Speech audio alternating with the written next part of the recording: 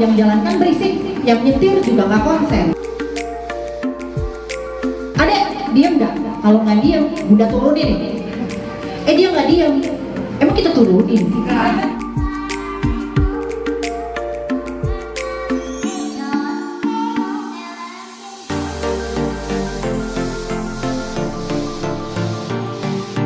Akhirnya anak gak menghargai kita sebagai orang tua karena menurut dia kita suka bohong.